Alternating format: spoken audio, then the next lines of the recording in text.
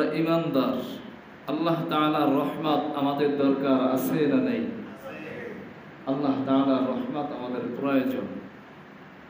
যদি আল্লাহ তাআলার রহমত আমরা না পাই তাহলে তো আমরা ভাগ্যবান হতে পারবো না, তাহলে আমরা ক্ষতিগ্রস্ত, তাহলে আমরা পথভ্রষ্ট। এজন্য আমাদের সর্বদাই সর্ব অবস্থায় আল্লাহ তাআলার রহমতের দরকার আছে না নেই? আল্লাহ তাআলার রহমত আমাদের সব সময় প্রয়োজন। এজন্য আল্লাহ সুবহানাহু ওয়া তাআলা পবিত্র কালামুল্লাহ শরীফের মধ্যে বিভিন্ন জায়গায়, বিভিন্ন আয়াতে, বিভিন্ন সূরার ভিতরে একটা কথাই বলে যে তোমরা যারা আমার রহমতের চাদরে ঘেরাও হতে চাও, তোমরা যারা রহমতের মাথার ভিতরে ঢুকতে চাও, তোমরা যারা সফলতা অর্জন করতে চাও, তাহলে সর্বপ্রথম সফলতা অর্জন করার জন্য তোমার ঈমানটাকে আগে মজবুত করতে হবে। কি করতে হবে? ঈমানটাকে মজবুত করতে হবে। এখন তুমি যে ঈমানটা মজবুত করবা, কাদের মতো ঈমান মজবুত করবা?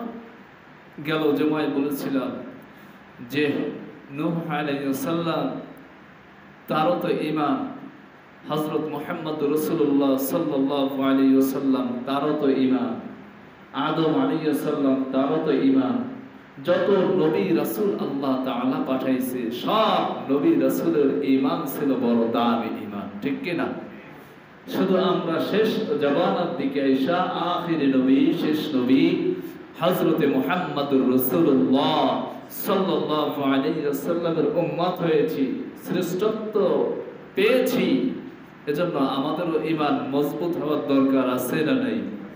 তবে যদি ঈমান আমাদের মজবুত করতে হয় তাহলে সূরা বাকারার 208 নম্বর আয়াতে মালিক যা বলে সেই কথা অনুযায়ী আমরা কাজ করতে পারলে, যদিও আমরা নূহ নবীর সমান হব না, আদম আলাইহিস সালামের সমান হব না, কিন্তু আমরা আখির নবী, শেষ নবী হযরত মুহাম্মদুর রাসূলুল্লাহ সাল্লাল্লাহু আলাইহি ওয়াসাল্লাম শেষ উম্মত, বড় দামি উম্মত হতে পারবো, ঠিক কি না? এজন্য সূরা বাকারার 208 নম্বর আয়াতে আমার রব্ব কারীম ঘোষণা করে বলেন, বিসমিল্লাহির রহমানির রহিম, ইয়া আইয়ুহাল্লাযীনা আমানু দুখুলু ফিস সিলমি কাফা ওয়া লা তাত্তাবিউ খুতুওয়াতিশ শাইতান।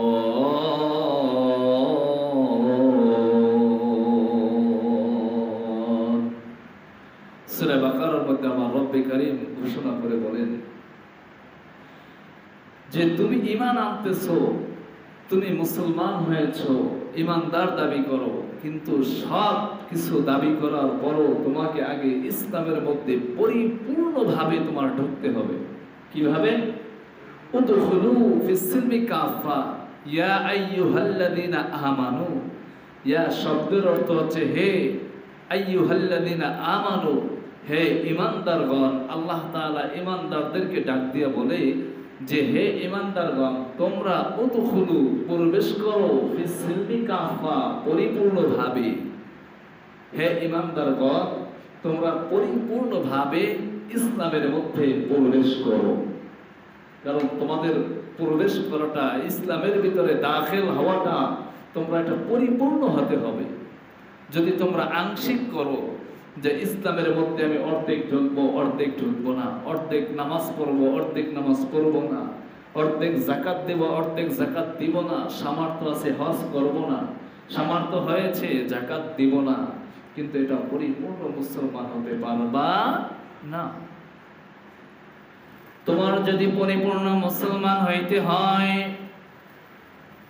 তুমি যদি পরিপূর্ণ ইসলামের মধ্যে ঢুকতে চাও, তুমি যদি পরিপূর্ণভাবে আল্লাহ তাআলার সন্তুষ্টি অর্জন করতে চাও, ইয়া আইয়ুহাল্লাযীনা আমানু উদখুলু ফিস সিলমি কাফা, হে ঈমানদারগণ, তোমরা একমাত্র আল্লাহ তাআলার যে ধর্ম ইসলাম রয়েছে, আল্লাহ তাআলা যে ধর্ম ইসলাম ধর্ম দিয়েছে, তোমরা এই ইসলাম ধর্মের মধ্যে পরিপূর্ণভাবে প্রবেশ করো।